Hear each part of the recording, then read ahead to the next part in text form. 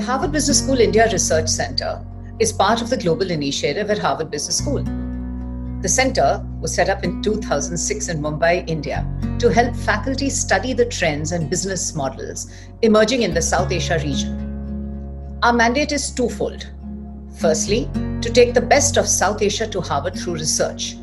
Since inception, we've worked with over 101 faculty and supported 122 cases and 127 research projects, showcasing the best of South Asian business models to leaders across the globe. The second part of the mandate is to bring the best of Harvard to South Asia. HBS Exec-Ed has run 55 programs in India, covering 3,141 participants. In 2012, the HBS classroom at Hotel Taj Lands End in Mumbai was inaugurated. We do this by fostering dialogue around faculty research. The IRC engages with more than 3,000 alumni that we have in South Asia and with other business leaders. We do this through faculty-led research roundtables, through conferences, through lectures, and also through industry and country study tours. So we facilitate the building of a community of leaders. These leaders then translate faculty insights and global learnings into best practices, making a positive difference to the South Asia region. Since inception, we have convened over 300 events, touching more than 27,000 participants.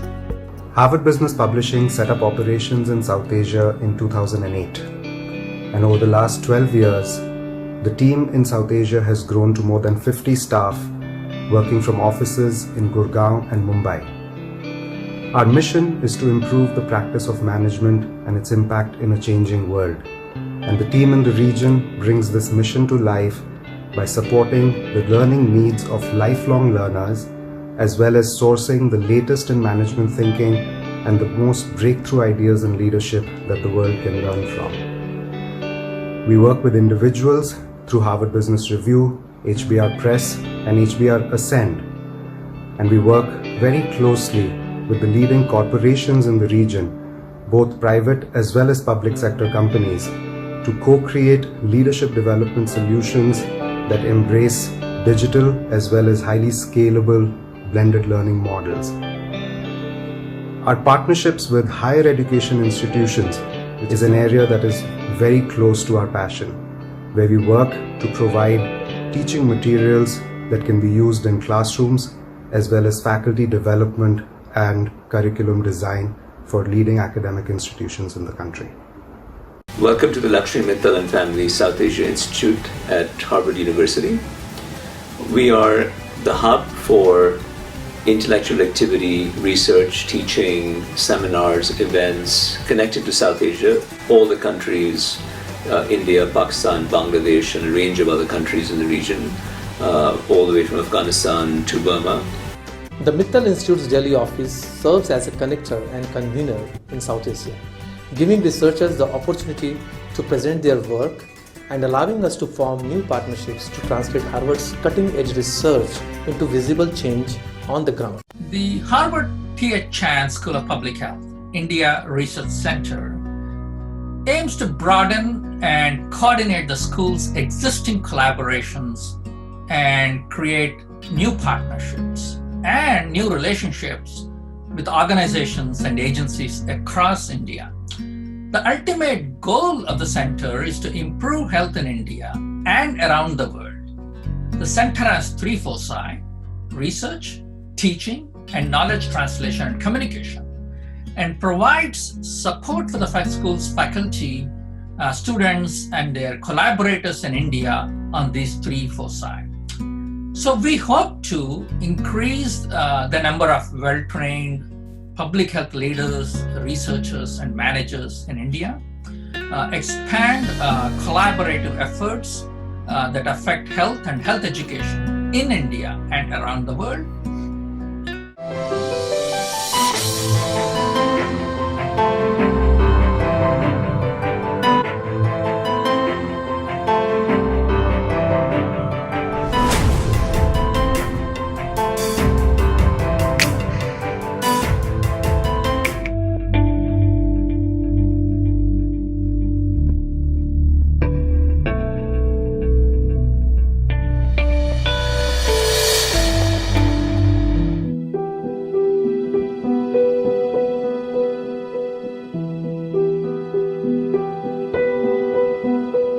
As the world's second most populous country and one of the fastest growing economies, India faces huge challenges, but incredible opportunities to transform public health. In a world that has now been completely reshaped by COVID-19, the Harvard T.H. School of Public Health India Research Center, with its initiative Project Sanchar, curated a webinar series titled COVID-19 Outbreak on the Frontlines. These webinars have reached 20,000 unique viewers around the globe. They have been co-hosted with governments, think tanks, and foundations such as the Piramal Foundation and the Ambuja Cement Foundation. They have all been committed to mitigating this crisis. They have sparked meaningful dialogue on new ideas and successful strategies to respond to this pandemic. The webinar series have connected the depth and breadth of expertise from across the Harvard faculty to Indian and global experts around the world. These 9 webinars since May 2020 have covered a range of topics from the challenges of vaccine development to controlling the misinformation of the coronavirus transmission to the impact of mental health and well-being of children during COVID-19, as well as how to manage chronic, non-communicable diseases such as hypertension, diabetes, heart disease, or cancer, which continue to affect millions during the pandemic in both urban and rural India. And as the economy begins to open up, we held an important and relevant webinar on the partnership to advance public health and the economy in the COVID-19 era. This brought together industry leaders and public health specialists to find innovative solutions to protect lives and preserve livelihoods. The India Research Center serves as an excellent platform for bringing evidence-based data from Harvard to share it with local stakeholders such as the government policy think tank Niti Aayog, local scientists, NGOs, as well as business leaders. We collaborate on strategies to strengthen the healthcare systems and adopt exemplary and successful methods to mitigate this crisis as well as future public health crises. On one such webinar on policy and health systems response to COVID-19, Dr. Winnie Yip, professor of the practice of global health policy and economics, Harvard T.H. School of Public Health, shared insights on how the world can respond better to COVID-19. Who to invest in is which sector can deliver the best service at the lowest cost. So I do think that given India's situation of private sector's presence, there is a need today to start planning about what role they can play and play in a way that would not impose financial burden on the patients in particular during a pandemic. The first principle for any pandemic or epidemic is the country does need to have a strong public health system. It is not the hospital yet, because the public health system is to prevent that you will have to go to the hospital. And I just want to keep emphasizing that. Sure. And the second is that I think that the investment in good database is so important. The India Research Center has actively taken several initiatives to engage with the Harvard Chan faculty by developing and implementing impactful projects at community level. Here is an example of a case study led by Dr. Richard Segrist from the Department of Health Policy and Management at Harvard Chan. Hello, I'm Rick Segrist, Senior Lecturer on Healthcare Management and Faculty Director of the Doctor of Public Health program at the Harvard T.H. School of Public Health. Last October, I visited Araganda, a small village in the Chittor district of Andhra Pradesh, to study the Total Health program. Total Health is a CSR initiative founded by Dr. Reddy, chairman of Apollo Hospitals, in his native village of Araganda. Total Health focuses on 7 major areas addressing community health. First, personal health. Second, nutrition. Then water, sanitation and hygiene, the environment, women empowerment and livelihood support, lifestyle modifications, and finally, community-based infrastructure support. The Harvard teaching case I have written about total health describes the drivers of the success of total health in Uganda and raises questions for the students about how to evaluate its community impact, make it sustainable, and replicate it in other rural areas of India. I plan to teach the case this fall to MPH students in my Innovation Entrepreneurship course as an example of how to challenge the status quo regarding healthcare in rural India and to engage corporations in impactful corporate social responsibility initiatives. Last October, I also had the pleasure of teaching a multi-day management workshop at the India Research Center in Mumbai using the case method. Over 40 healthcare executives and students participated in the workshop and came away with a deeper understanding of the language of healthcare finance and decision-making.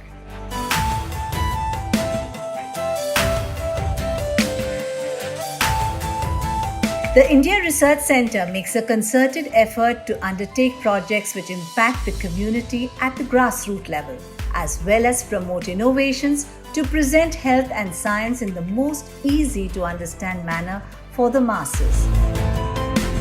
To counter the vast amounts of misinformation and disinformation around COVID-19, the India Research Center and Project Sanchar at the Harvard University and the Dana-Farber Cancer Institute set up a COVID-19 dashboard. The goal was and is to bring together evidence-based information from credible sources on a single platform. The dashboard provides reliable answers to facts, mythbusters, a data spotlight, advisory for tobacco users, and a list of resources that diverse members, including decision makers, journalists, non-governmental organizations, and others can refer to. The dashboard is available in Hindi and English. The information on the dashboard is being constantly updated to ensure validity of all data. Media professionals, such as journalists, play a critical role in today's day and age as they are the gatekeepers of information that citizens require to make the best possible decisions about their lives, their communities, and their governments. Project Sanchar, initiated by the India Research Center in 2018, stands for Science and News, Communicating Health and Research, and aims to create and disseminate resources for media professionals to leverage scientific evidence for social change.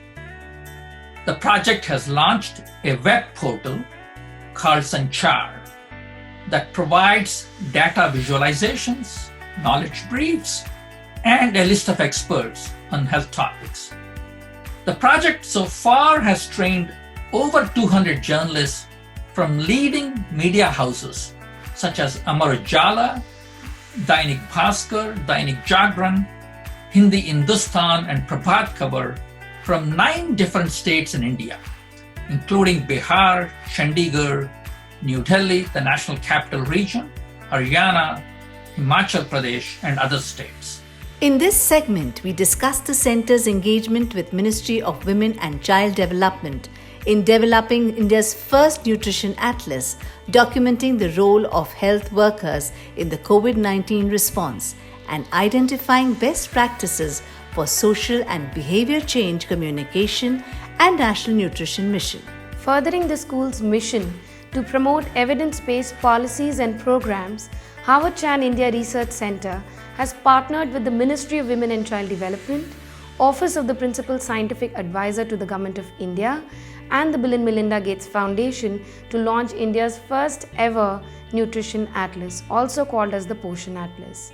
Led by Professor Lindsay Jacks, India's nutrition atlas maps the rich current and traditional crop diversity of India and also provides guidance on agroecological contexts that are needed to promote the production of nutrition-rich crops. Another project where we've partnered with the ministry aims at studying the role that frontline workers have played in mitigating the COVID-19 pandemic, while also providing critical health and nutrition services to communities at their doorsteps.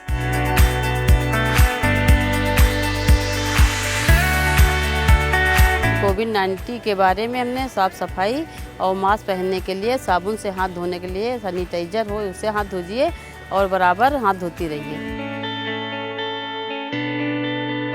हमने WhatsApp video calling के माध्यम से supervisor और आंगनवाड़ी कार्यकर्ती की mentoring की। उसमें हमने उनको कोविड-19 और सामाजिक दूरी का पालन करते हुए 2 गज की दूरी रखने के बारे में और सैनिटाइज़र का बार बार प्रयोग करने के बारे में तथा ऊपरी आहार और गर्भवती महिला और स्तनपान पे उनको बताया विस्तार से, जिससे कि वो आंगनवाड़ी कार्यकर्ती लाभार्थी को व्हाट्सएप वीडियो कॉलिंग के माध्यम से वो उनको बता सके। मैं यहाँ कोरोना का सर्वे कर रही हूँ। मुझे पता चला है कि एक पेशेंट यहाँ है। मैंने अगल बगल का सर्वे किया है और अगर कोई सर्दी जुकाम बुखार का पेशेंट तो नहीं, अगर मिलता है तो हम स्वास्थ्य विभाग को तुरंत सूचित करेंगे। 6 महीने से कम के बच्चे हैं, 6 महीने से कम के बच्चे, उनको सिर्फ और सिर्फ अपना ही दूध देना है। शहद, पानी, घुट्टी कुछ भी नहीं देना है।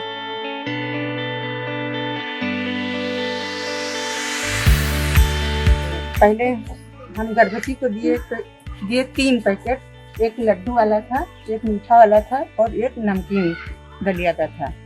3 पैकेट गर्भवती को दिया। उसके बाद हम 7 माह के 3 वर्ष वाले बच्चों को दिए, एक मीठा दलिया, एक नमकीन और एक लड्डू वाला, वो बीनिंग वाला दिया, बीनिंग फ्रूट का 3 पैकेट इनको दिए। हम हर महीने घर घर आके देते हैं अप्रैल से।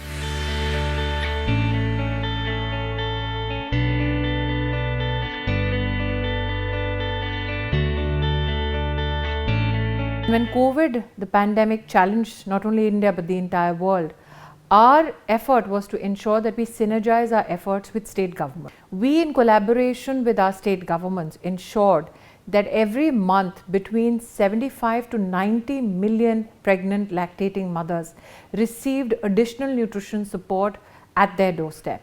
That being said, one also needs to highlight that the Prime Minister gave a clarion call to ensure that every citizen of the country needs to be fed, and hence every month from the month of April up to the month of November, we are delivering ration free of cost to over 800 million citizens in our country.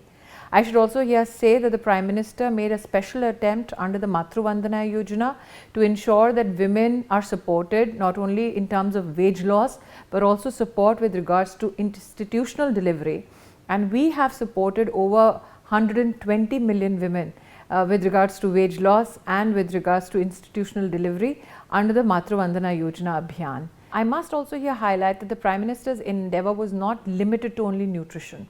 He was insistent that we look after women's needs from even the perspective of essential goods that they need. In fact, we delivered over 500 million pieces of sanitary pads at the cost of ₹1 to women across the country. We use academic institutions and organizations like Harvard Center for Public Health to show us the mirror, the truth of the impact of our efforts on the ground.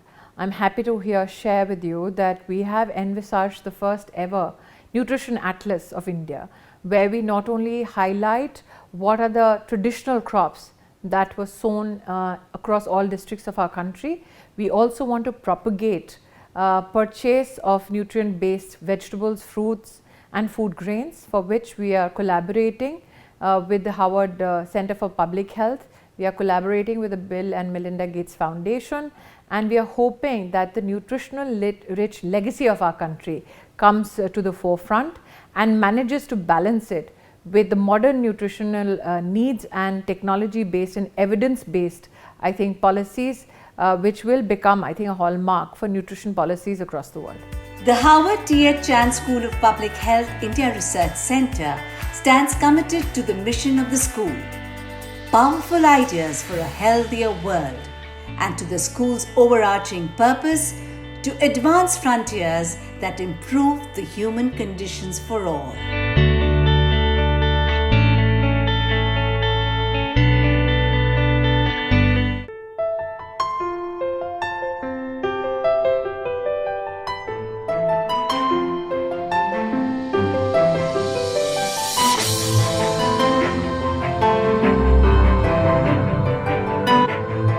Through our research at the Harvard Business School India Research Center, we've seen several leaders in South Asia make a difference in the places where they live and work.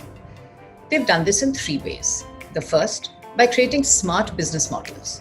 The second, by leveraging technology. And the third, by leading with purpose. I'm reminded of what Dean Noria says. Business is the greatest force for creating prosperity in society. There's no problem facing society or humanity today that can be solved unless business plays a vital role. HBS professors Forrest Reinhardt and Gunnar Trumbull studied how the second largest micro-irrigation company in the world, Jain Irrigation, tackled the problem of agricultural productivity and water shortages in India. We used to sell pipes to the farmers for irrigation, and we saw that the water table was going down and down, right? And also productivity levels were quite low. In late 80s, we were the first company, and even today, we are the only company in that sense. We set up research and development and demonstration farm where farmers can come and see what is being done, how it can be done. So we built this team which would actually go into the field and help farmer to do irrigation, give them that knowledge.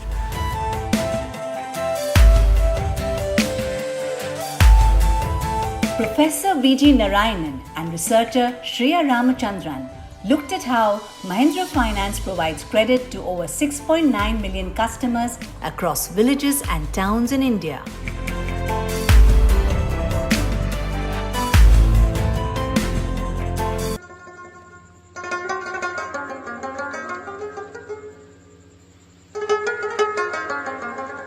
Professor Michael Chu studied the Aga Khan Development Network and their investee company Roshan Telecom.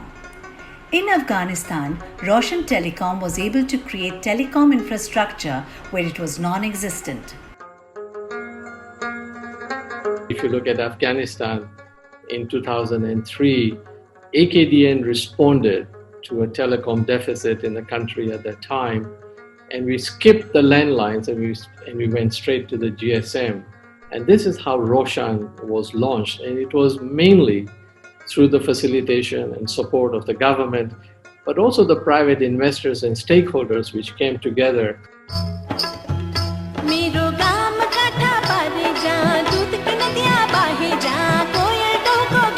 Professor Rohit Deshpande studied dairy manufacturer Amul, one of India's most loved and trusted brands. One of my responsibilities is being faculty chair for the HBS South Asia region.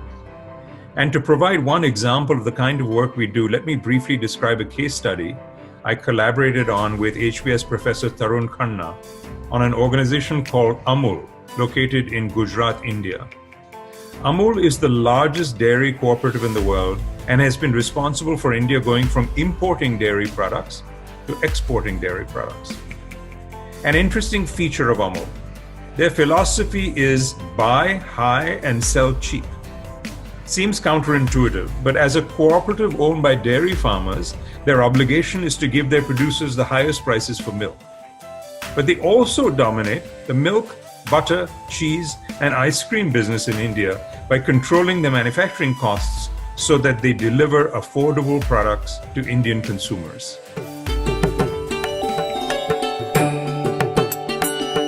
As part of HBS Creating Emerging Markets project, Merrill Fernando shared how he built the largest tea brand in Sri Lanka.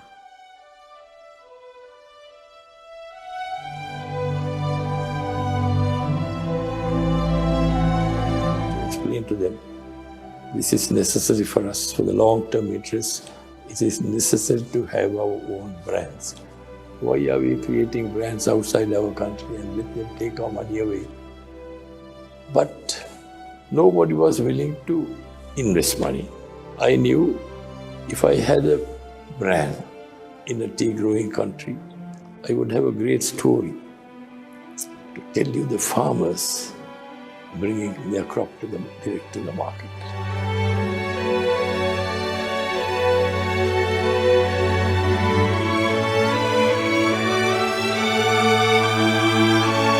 Companies and business leaders have used technology to solve some of region's biggest problems. Professors Khanna, Chaudhary and Lakhani with researcher Rachna Tehliani, studied how ISRO, the Indian government's space agency, sent a rocket to Mars for less than the cost of film gravity. ISRO's satellite data is used by the government for disaster management, governance, and food and water security. भोर हुई जीवन में शुरू नई उड़ान. Professor Tarun Khanna and researcher Anjali Raina studied how UIDAI, led by Nandan Nilekani, provided 1.2 billion Indians with Aadhaar, a unique identifier, within 6 years. This enabled millions of Indians to open bank accounts, receive government subsidies electronically, and collect rations, all critically important during the pandemic.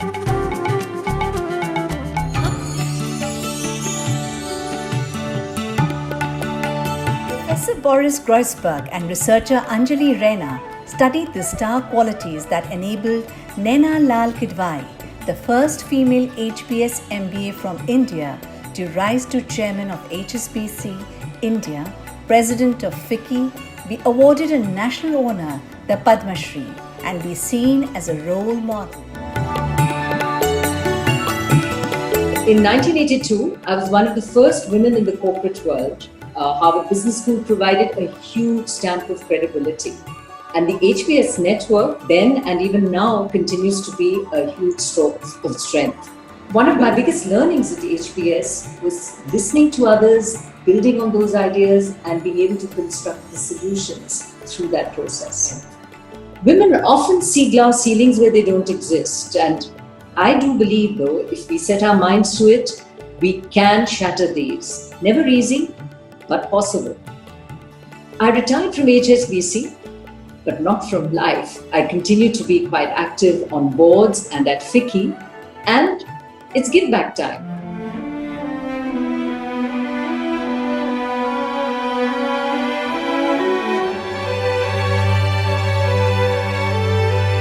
Professor Kash Rangan and researcher Kairavi Dey studied how Archana Chandra's leadership at Jai Vakil helped children with intellectual disability integrate with society.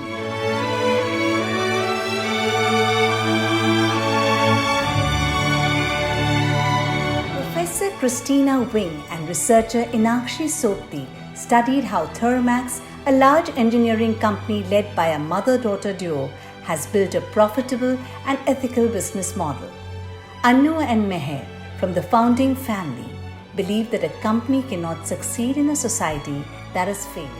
We decided that personally and as CSR, we will focus on education. So when we created a Thermax Foundation, we support an NGO called Akanksha, which runs 21 schools on a public-private model, partnership model with the municipality in Mumbai and Pune.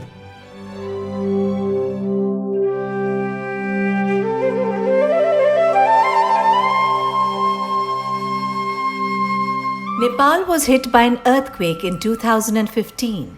Professors Chris Malloy and Lauren Cohen and researcher Inakshi Sopti studied how the business conglomerate Chaudhary Group used its deep-rooted network to provide long-term relief and rehabilitation.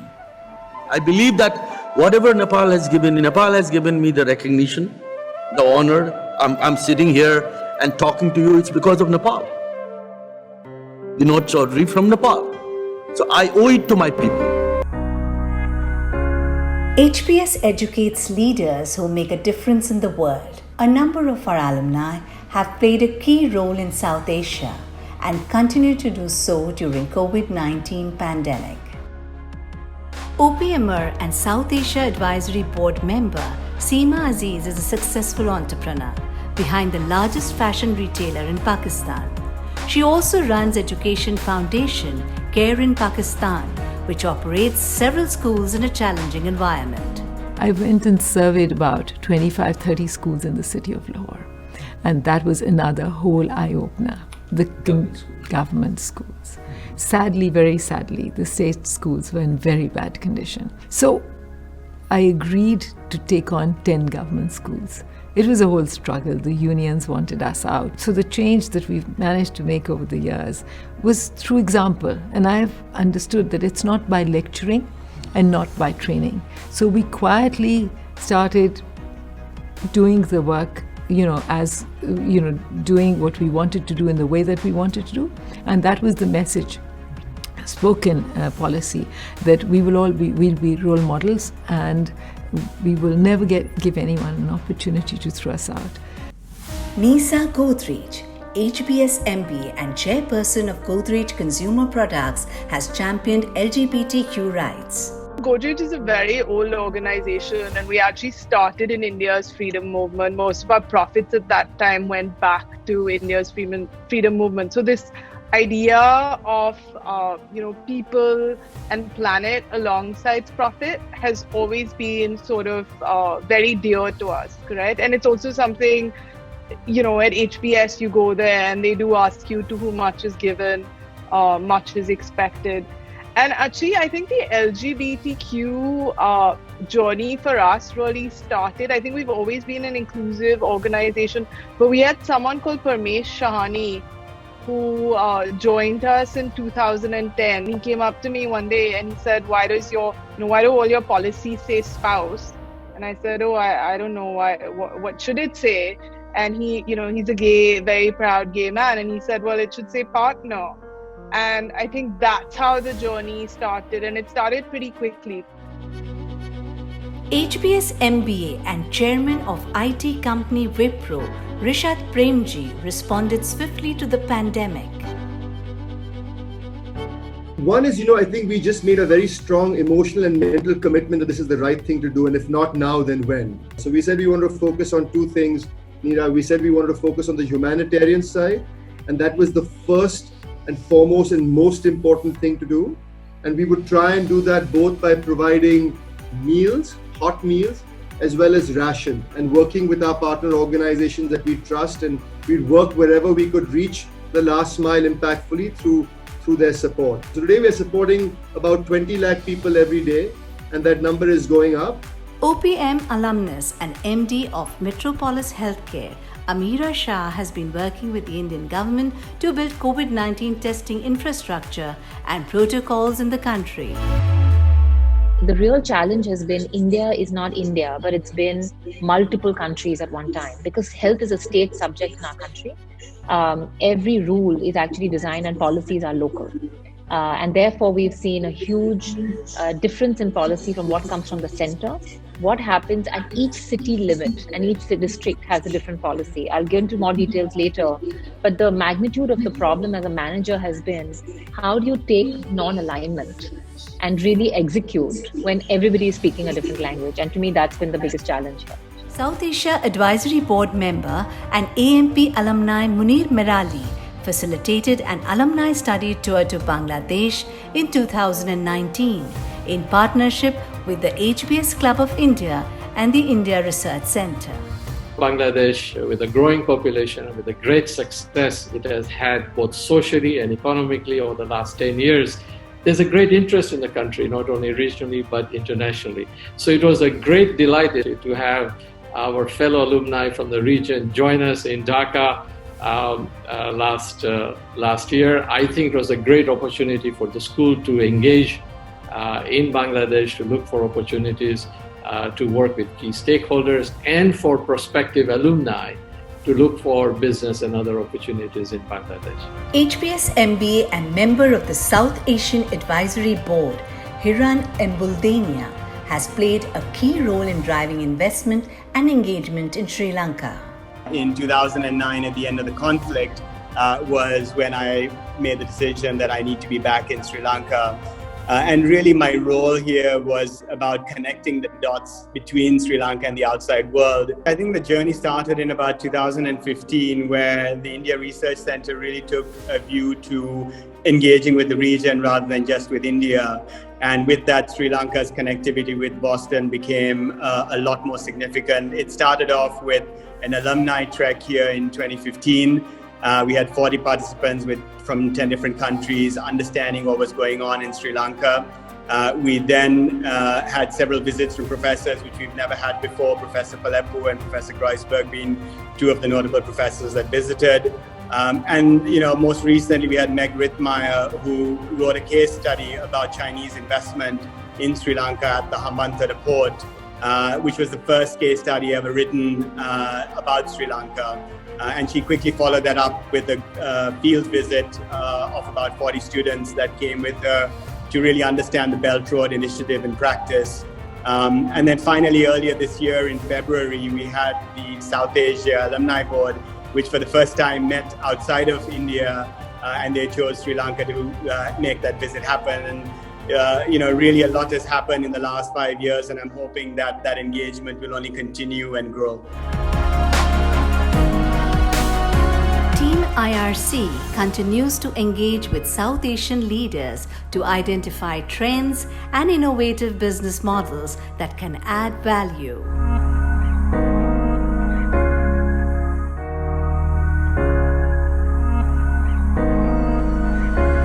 Higher education in India is amongst the largest and most complex education system in the world, one that has evolved rapidly over time and poised for significant change.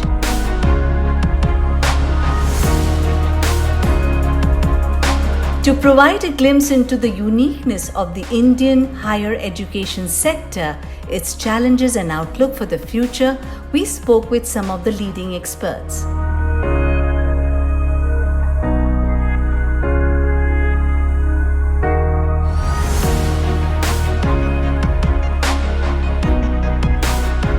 So the Indian higher education system obviously is a massive one given our population.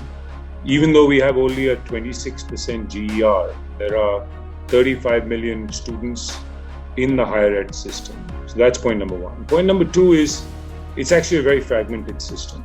While there are 1,000 universities, we have 40,000 colleges. And many of these colleges don't have critical mass. They are small and they're tethered to universities. They don't have the autonomy that's required. A third is we do have a high proportion of professional programs and professional institutes within India. So a strong focus on engineering, law, management, medicine, accounting, a variety of different professional disciplines. So India has gone through this massive sort of increase in enrollment over the last couple of decades. And in the process of massification, which has been the focus of the system, we really have a big challenge with quality. So, it's really the top few institutions that have any sense of quality. And then tier 2, there is some quality, but 70-80% of the students go to colleges where, they come out and they're not really employable. So I think that's the biggest challenge.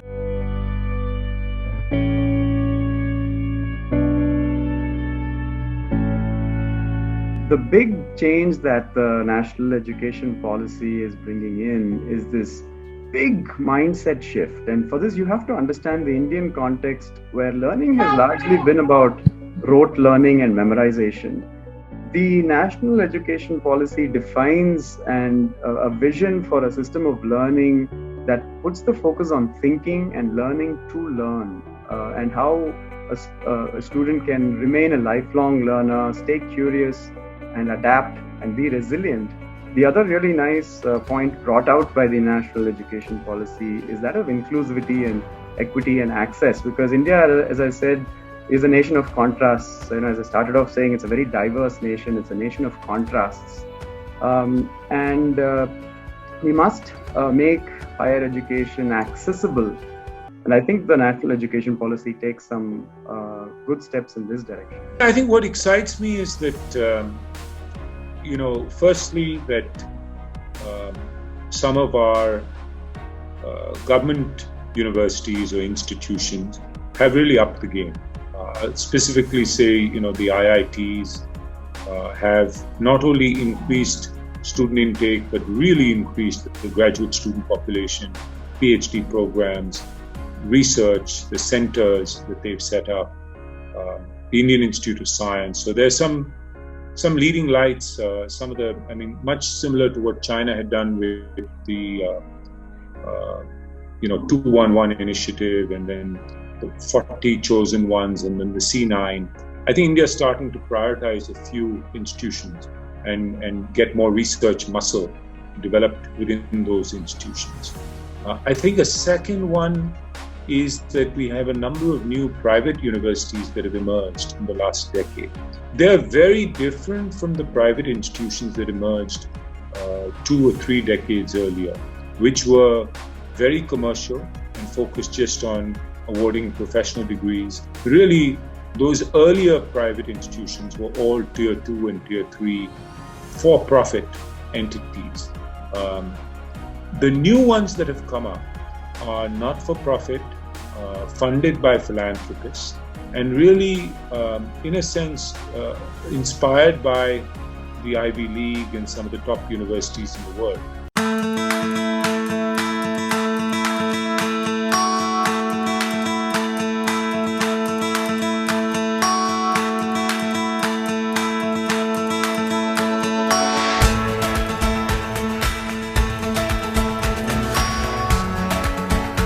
Harvard in South Asia maintains a deep, comprehensive and symbiotic engagement with the higher education sector in the region. We bring the best of Harvard to educators and institutes in this region in the form of Educator enablement and access to latest teaching materials with cases, simulations, online courses.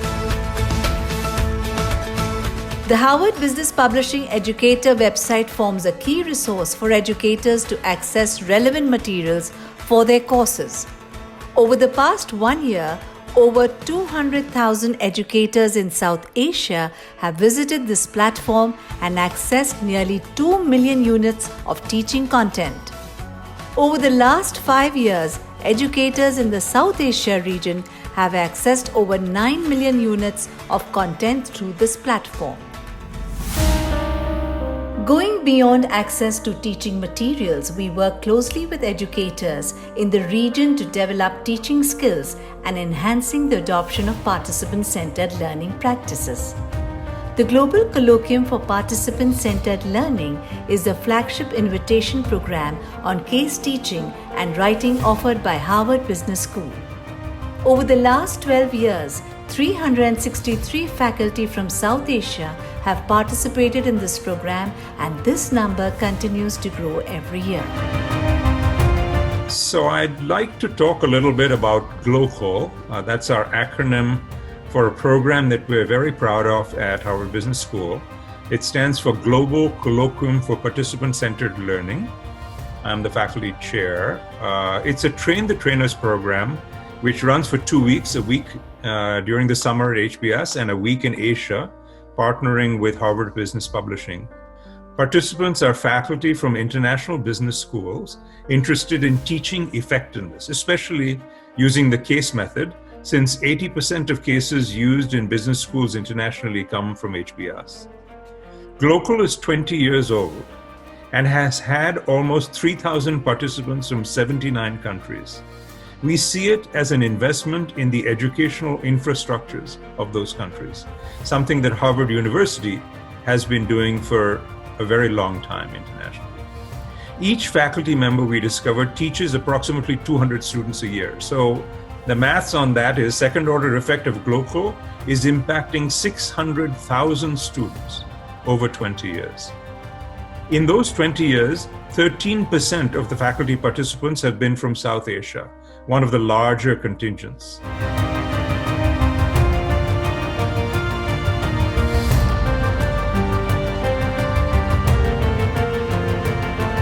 Which really helped me to become an amazing professor here is how to write case studies, how to deliver case studies in the class, and the learning from the case studies which you had in the class, how to develop amazing research articles. So after the program I attended in both the places in Boston and Shanghai, I could really think myself from a very different point of view, from the world point of view, and how to deliver an amazing knowledge and develop cognitive capabilities in my students. In addition to GLOCAL, and with an intent to enhance the reach and impact of our enablement work, we partner closely with the Indian Institute of Management, Ahmedabad, to run joint seminars on case method teaching.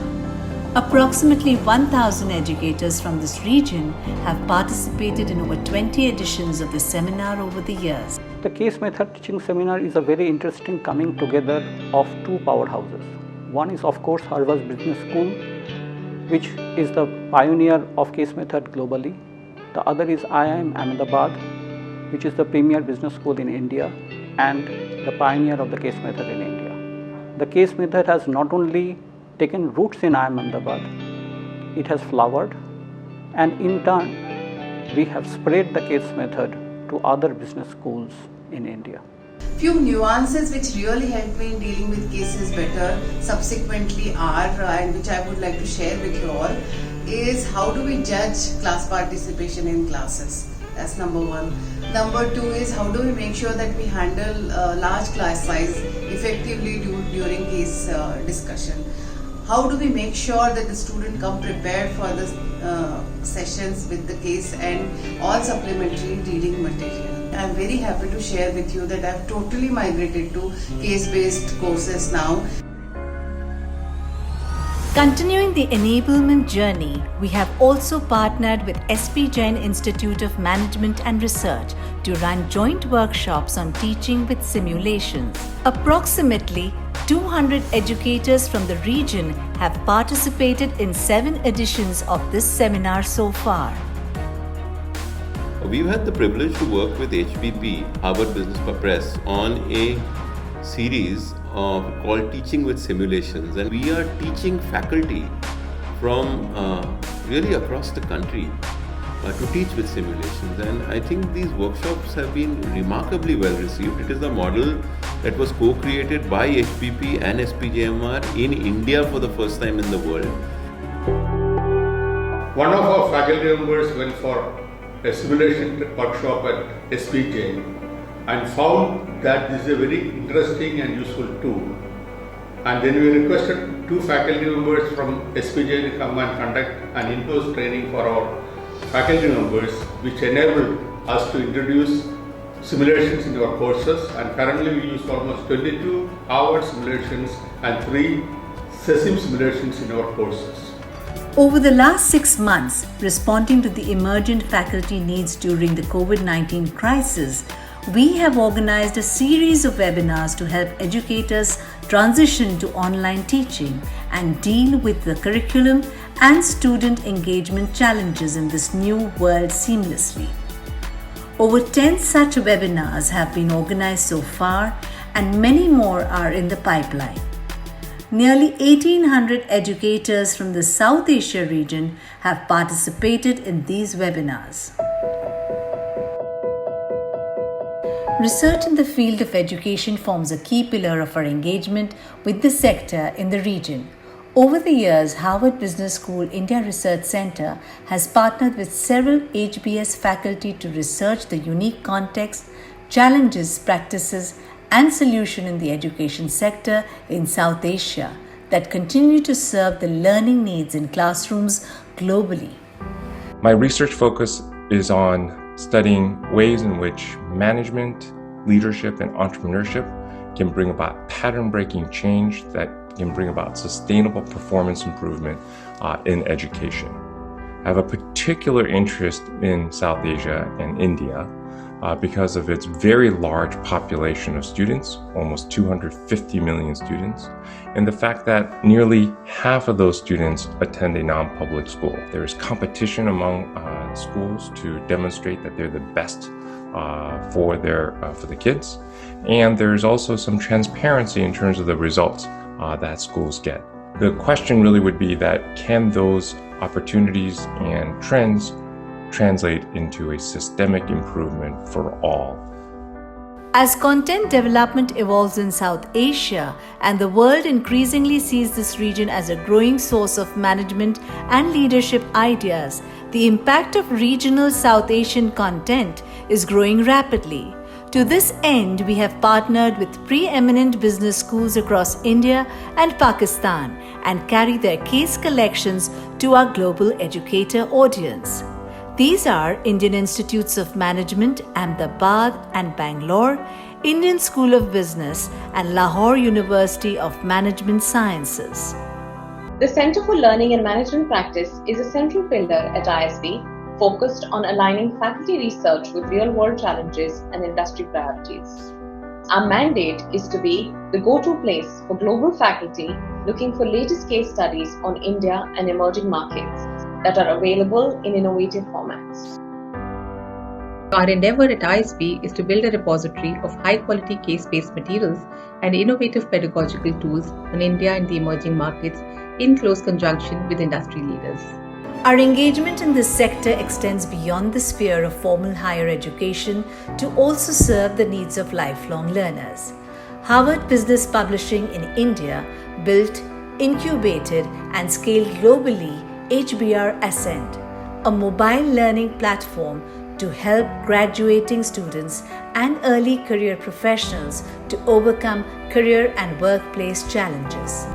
Ascend was launched in 2016 with a mission to help early career professionals and graduating students navigate the intersection where their job meets their life. Since we began, Ascend has been home to some of the most well-researched content, written by global academics, practitioners, and researchers, and is accessed by more than 800,000 users globally every month. Think of Ascend as your virtual mentor, your friend, your confidant. This is where you come to for answers to questions you might be embarrassed to ask a friend in college or your senior at work. We are a community. I signed up for HBR Ascend about 5 months ago, and it has been really helpful in my academic and professional journey. HBR Ascend publishes articles about your work, life and motivation which are super insightful and actionable. The mission of Harvard Business Publishing is to improve the practice of management and its impact in a changing world. This mission influences how we approach what we do here and what we believe is important.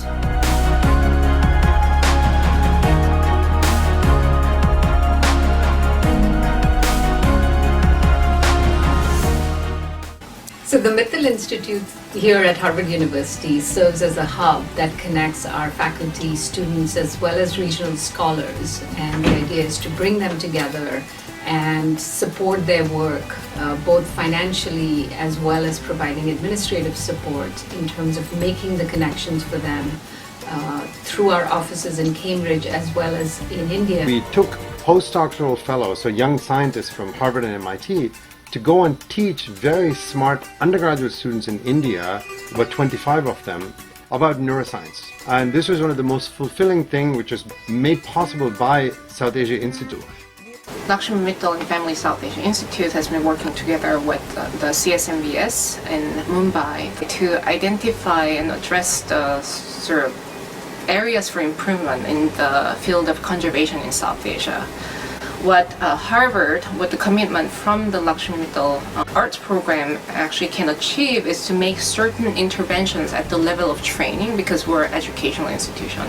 Gramhal aims to increase the income of 118 million smallholder farmers in India. Gramhal provides holistic post-harvest services. The Seed for Change Award enabled us to hire team on the field and build our digital platform. I think a fascinating thing about South Asia is that it is a laboratory where many issues are visible in extreme forms, and urbanization is one example. And the second project that I'm really interested in and I'm working on now is to construct a format to create an urban atlas for India. There are about 400 small towns in India which already house about 100,000 people. These will become 1 million each, and 400 million Indians will live in places that we are not paying any attention to. The Lakshmi Mittal and Family South Asia Institute engages in interdisciplinary research to advance and deepen the understanding of critical issues in South Asia and its relationship with the world.